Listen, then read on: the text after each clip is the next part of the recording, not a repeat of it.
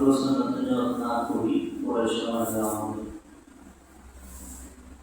তো আসছে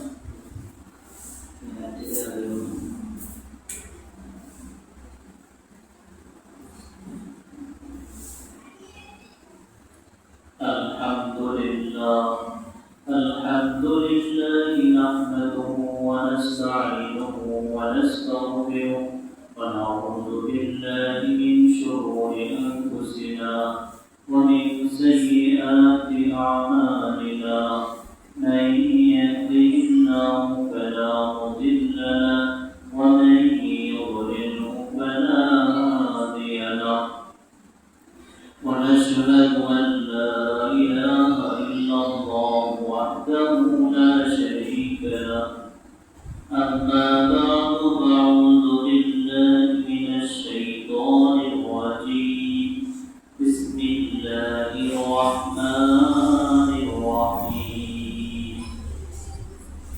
تبت يدا أبي لهب وتب ما أغنى عنه ماله وما كسب سيصلى نارا ذات لهب وامرأته حمالة الحطب في جيدها حبل من مسد صدق الله العظيم আলহামদুলিল্লাহ আল্লাহ তাআলার ফজল ও করম যে মহান আল্লাহ তাআলা আমাদেরকে দয়া করে মহব্বত করে আল্লাহ তাআলার পবিত্র ঘর জান্নাতের বাগান মসজিদে আইবার এবং বসবার তৌফিক দান করেছেন। এজন্য অন্তরে অন্তঃস্থল থেকে আমরা কালিমাতুল শুকর আদায় করি। সকলে ইমানের আওয়াজকে উচ্চ করে বলে আলহামদুলিল্লাহ আলহামদুলিল্লাহ। তো আপনাদের সম্মুখে আমি আজকে একটি সূরা তেলাওয়াত করছি, যে সূরা আপনারা সবাই জানেন। যারা নামাজ পড়ে সাইটে সূরা শিখতেও সূরা আল-আহকাম, তারপর সূরা আল-বনী, এই তারপর সূরা তেলাওয়াত করছি। তারপর সূরা কি অর্থ এবং কি প্রসঙ্গে নাযিল হয়েছে, কার উদ্দেশ্যে নাযিল হয়েছে, আজকে এই ব্যাপারে কিছু সংক্ষিপ্ত কথা বলবো। আল্লাহ যদি তৌফিক আমার তৌফিক আল্লাহ যদি বলার আমাকে তৌফিক দেন, তোদের বিপদে বলে বেশি বলা যায় না। তো মনোযোগ দিয়ে শুনতে হবে। আমরা কথার মধ্যে অবশ্যই মনোযোগ দিয়ে কিছু কথা শুনি। আমার নিয়মে কথাগুলোর জন্য বিলে গাছ আছে, মনোযোগ দিয়ে আমরা শুনি, আমাদের কথাগুলো কি হবে বিলে গাছ। মোবাইলে যখন ওয়াজ করবে ভিডিও বের করে দিচ্ছে, তো মোবাইলের মধ্যে কথাগুলো নামতেছে, একটা কথা বলছে, প্রত্যেকটা কথা কিন্তু এই ভিডিওর মধ্যে সংরক্ষিত হয়েছে। না আমি যদি মনোযোগ দিয়ে শুনি, তাহলে আমার কথাগুলো কি হবে অন্তরের মধ্যে দিয়ে জমবে। কথাগুলো অন্তরে জমে। সূরা কাফর, সূরা আল-আহকাম তুমি তেলাওয়াত করছো। এই আয়াতের শান নজুল হইল হুজুরে আমাদের নবীজি এর চাচা ছিল আবু লাহাব। এই আবু লাহাব সম্পর্কে লিখেছে এই সূরাতে। হুজুর আকরাম সাল্লাল্লাহু আলাইহি ওয়াসাল্লাম যখন এই নবুয়তের দায়িত্ব আল্লাহ তাআলা দান করলেন, উনি প্রকাশ্যে যখন ইসলাম কথা শুরু করলেন, আল্লাহ তাআলা হুকুম করলেন এই সহযাত্রী গোত্রীয় সবাইকে দেখা যায় তাদেরকে ইসলামের প্রচার প্রসার প্রকাশ্যে করা যাবে। আর নবীজির তো অনেক শত্রু ছিল, আবু লাহাব কঠোর শত্রু ছিল নবীজির এবং ইসলাম বিরোধী ছিল। এই আবু লাহাব ইসলামের অন্যতম শত্রু ছিল। হুজুর আকরাম সাল্লাল্লাহু আলাইহি ওয়াসাল্লাম एक पहाड़ साहा पहाड़े उठे বিভিন্ন বংশের নাম ধরে সবাইকে ডাকলেন জমা হওয়ার জন্য। হুজুর আকরাম সাল্লাল্লাহু আলাইহি ওয়াসাল্লাম যদি সবাই মানত, সেখানে আর আমি বলতো বিশ্বাসী ছিল, তার কথায় খুব মূল্যায়ন করতো, নবুয়ের কথাকে তারা খুব মূল্যায়ন করতো। যখন ডাক দিলেন সবাই এসে জমা হয়েছে, সবাই এই পাদদেশে পাহাড়ে জমায়েত হয়েছে এক পাশে। জমায়েত হওয়ার পরে হুজুর আকরাম সাল্লাল্লাহু আলাইহি ওয়াসাল্লাম তিনি সেখানে বক্তব্য দিলেন। তো বললেন, আমি যদি বলি আপনাদেরকে যে পাহাড়ের আড়ালে শত্রু বাহিনী আছে, এই শত্রু বাহিনী আপনাদের উপর আক্রমণ করবে এবং আপনাদের মাল সম্পদগুলি লুণ্ঠন করে নিয়ে যাবে, তখন কি আপনারা আমার এই কথা বিশ্বাস করবেন? আমি যদি বলি যে পাহাড়ের আড়ালে তো শত্রু বাহিনী আছে, শত্রু বাহিনী তো আপনাদেরকে আক্রমণ করার জন্য এবং আপনাদের মালামাল আত্মসাৎ করে নেওয়ার জন্য তারা আসতেছে, তা আমি যদি বলি আপনাকে বিশ্বাস করবেন? সবাই একবারকে বলবো, হ্যাঁ আপনার কথা তো আমরা সবাই বিশ্বাস করবো, আজ পর্যন্ত আপনার জবান থেকে কোনো মিথ্যা কথা আমরা শুনতে পাইনি। হুজুর আকরাম সাল্লাল্লাহু আলাইহি ওয়াসাল্লাম বললেন, যদি আমার কথা আপনারা মানেন, বিশ্বাস করে তারা শুনেন, আমি তো আপনাদের ব্যাপারে ভীষণ আযাবের ভয় করতেছি। আপনাদের এই কুফর এবং শিরকের কারণে, এই ভ্রান্ত ধর্ম বিশ্বাসের কারণে, আপনারা যদি এই ভ্রান্ত ধর্ম বিশ্বাস করিতে না করেন, কুফর এবং শিরকের মধ্যে লিপ্ত থাকেন, তাহলে আপনাদের উপর আল্লাহর পক্ষ থেকে ভীষণ আযাব আসবে এবং আপনারা সবাই জাহান্নামে কঠিন আযাবে গ্রেফতার হতে হবে। কঠিন আযাবে গ্রেফতার হতে হবে। কাজেই আপনারা ভ্রান্ত ধর্ম বিশ্বাস পরিত্যাগ করে এবং এক আল্লাহর উপর বিশ্বাস করে, এক আল্লাহর উপর ঈমান আনেন। আমি আপনাদের হিতাকাঙ্ক্ষী হই, আপনাদের ভালো চাই জন্য আমি আপনাদেরকে এই কথাগুলো বলতেছি। আমার ব্যক্তিগত কোনো স্বার্থ নয়, আপনাদের সফলতার জন্য, আপনাদের কামিয়াবির জন্য আমি এই কথাগুলো বলতেছি। এগুলো যখন বললেন তখন এর কান্না শুরু হয়ে গেছে। হয় কি, আমাদের বাপ ধর্ম ছেড়ে দিতাম, বিভিন্ন কথা বলতে শুরু করবো যে আমরা দীর্ঘদিন যখন পড়ে আসছি বাচ্চাদেরকে নিয়ে এই ধর্মের উপরে কথা ধর্ম ছেড়ে দিতে হবে, ধর্মের উপর কথা বলে ফেলছি, এই কথা মানা যায় না। তখন শুরু হয়ে গেছে। আবু লাহাব বললেন, তাব্বান লাকা, তুমি ধ্বংস হও, আলিহাযা জামাতানা, তুমি কি আমাদেরকে এই কারণে রাখছো, এই কথা বলার জন্য রাখছো?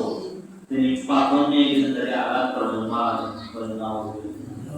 আবু লাহাব এই প্রসঙ্গে আল্লাহ তাআলা আয়াতের বিধান দিলেন যে আমার নবীকে ধ্বংস করবে আর সে দিকে থাকবে সম্ভব না। যে নবীকে আঘাত করে ধ্বংস করতে চাইবে সে ধ্বংস হয়ে যাবে।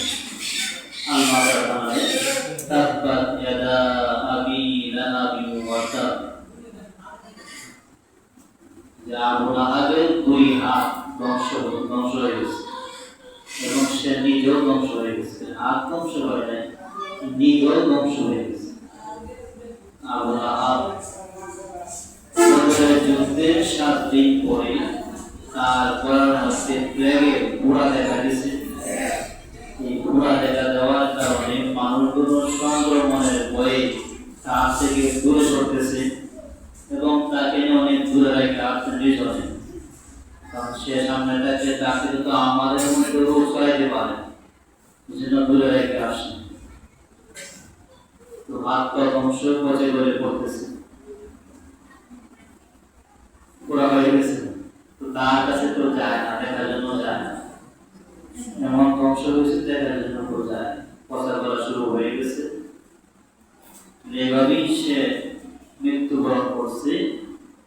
3 দিন লাশটা ছিল পরে, কেউ তাকে দেখতেও যায়। 3 দিন পরে চাকর বাকর আছে না, এদেরকে দিয়া এই লাশটাকে মাটিতে রেখে দিচ্ছে, নাহলে দূরে বলতে ছড়ায় যাবে। এমন ধ্বংস হয়েছে। বলেন, মা আগনা আনহু মালুহু ওয়া মা কাসাব,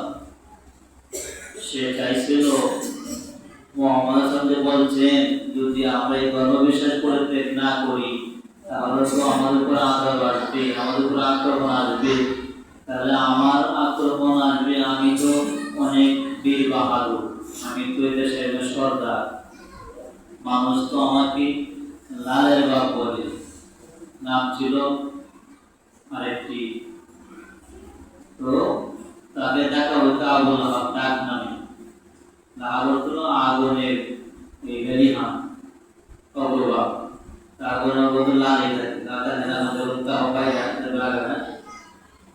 আমাদের দেশে তো মানুষের সুন্দর বেশি হয়, হ্যাঁ, তারপরে তো লালের বাপ বলে না, লালের বাপ খরচ, লালের বাপ আর জাহান নামে যে আগুনের লাল মিলে গেছে, এই হিসেবে আমাদের কি না হবে। আসল নাম না বললাম আবুল আহাব বলছে। আবুল আহাব সে বলছিল যে আমার যদি আক্রমণ আসে, আমার তো অনেক সন্তানাদি আছে, আমার তো অনেক ধন সম্পদ আছে, আমারও তো আক্রমণ করে পারবে না, মামলা করতে পারবে না, বুঝতে পারবে না, আমি দেখলে শক্তিশালী, আমার লোক বংশগতি অনেক বেশি, ছেলে বেড়ে বেশি, সম্পদের অভাব নাই, কমানো মানে সে ভাবছি আমার তারপরে সেটা ধ্বংস হয়েছে, যে ধ্বংস হয়েছে।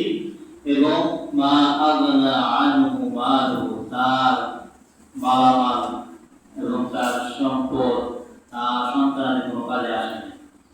এই যে আক্রমণ, তার ধ্বংস শুরু হয়েছে, তার কোনো কাজে তো আসে নাই, সম্পদ তাকে ফেরাইতে পারে নাই, তার সন্তানকে ফেরাইতে পারে নাই, কোনো কিছু কাজে আসে না। তারা তারা বলে মা আগনা আনহু মালুহু ওয়া মা কাসাব, এবং যা সে উপার্জন করছে, সন্তানাদি উপার্জন করছে, ধন সম্পদ উপার্জন করছে, এগুলো তার কোনো কাজে আসে নাই। তো কোনো কাজে আসে নাই, সে ক্ষতিগ্রস্ত হয়ে গেছে। কেন হয়েছে? আল্লাহ তার নবীকে সে বলছে ধ্বংস হোক, নবীকে বিরোধিতা করছেন, নবীকে অনেক কষ্ট দিচ্ছেন, এই দেওয়ার কারণে সে কি হয়ে গেছে? নিজে ধ্বংস হয়ে গেছে। আল্লাহ বলেন সায়াসলা নারান যাতা লাহাব, দুনিয়া তো ধ্বংস হয়ে গেছে, দুনিয়া তো সে ক্ষতিগ্রস্ত হয়েছে, আখিরাতেও সে উচিরি জাহান্নামে প্রবেশ করবে। এবং সে নিজে প্রবেশ করবে না, তারা বলেন সায়াসলা নারান যাতা লাহাব ওয়া ইমরাতুহু, এবং তার স্ত্রীও জাহান্নামে যাবে। সে পুরুষ আবুল আহাব না দিল, স্ত্রী কেন যাবে? প্রশ্ন যায় না, স্ত্রী কেন যাবে? তো অন্যায় করলে না স্বামী করছে, স্ত্রী তো বলে না, কি বলে স্ত্রী কেন যাবে? স্ত্রীর নাম ছিল উম্মে জামিল, স্ত্রী ছিল উম্মে জামিল, আবুল আহাবের স্ত্রী। এই আল্লাহ বললেন যে ইমরাতুহু, তার স্ত্রীও জাহান্নামে যাবে। আম্মারাতাল হাতাব, সে এমনি যাবে না, স্বামীর বউ হিসাবে যাবে না, স্বামী যেহেতু জাহান্নামে যাবে, বউ জাহান্নামে যাবে, এমনটা নয়। আল্লাহ তাআলা বলেন কি আম্মারাতাল হাতাব, এই কারণে যাবে সে ইন্ধন বহন করতে, সে ইন্ধন বহন করতে। আরব দেশে যারা পরনিন্দা বলে, যারা অবুঝে মন্তব্য করে, এদেরকেও বলা হতো আম্মারাতাল হাতাব, ইন্ধন গ্রহণকারী এক ব্যক্তি হইল, সে কিন্তু অবুঝে মন্তব্য,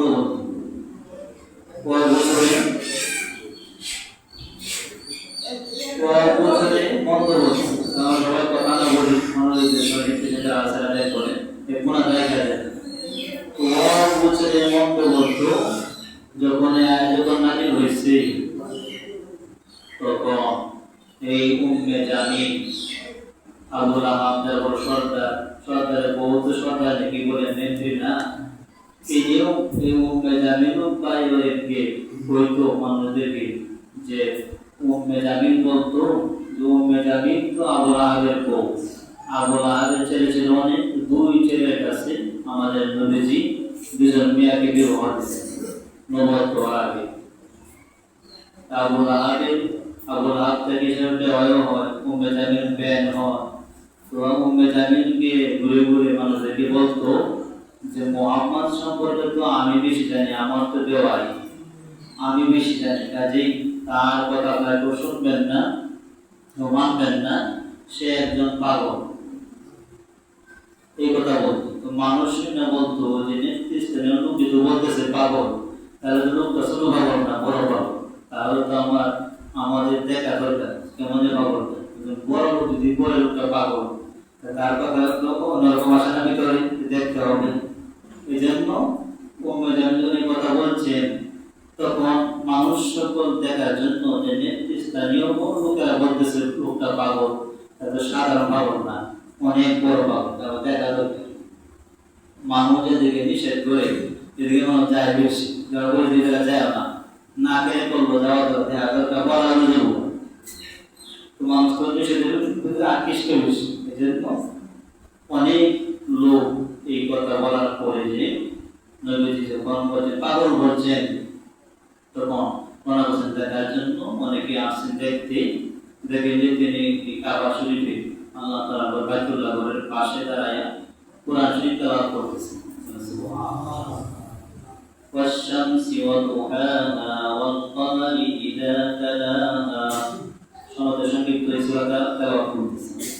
তখন লোক ঘন্টা দেখেন যে এত মধুর সে তেলাওয়াত করতেছেন, অন্তরে একটা বাত করে আর এত সুন্দর চেহারা, যে তার চেহারা এই নূরের কারণে এই কাবা শরীফের দেওয়ালটা আলোকিত হয়ে গেছে। এই দেখে বলতেছেন সমস্ত মানুষ যে এমন সুন্দর চেহারার মানুষ কোনদিন পাগল হতে পারে না। সুবহানাল্লাহ। যদি তেলাওয়াত করতে নবীজি কেউ মানতে পারে নাই, নবীর কথা সবাই মানছে, তারা বেরোতে পারে নাই। উম্মে জামিল একদিন এই পাথর নিয়ে গেছে এই নবীজিকে আঘাত করার জন্য, কাবা শরীফে তেলাওয়াত করতেছেন, সেখানে রওনা করছেন আঘাত করার জন্য। তো আবু বকর তিনি পাশে বসে নবীজি কোরআন তেলাওয়াত করেন। আবু বকর বলতেছেন, আবু বকরের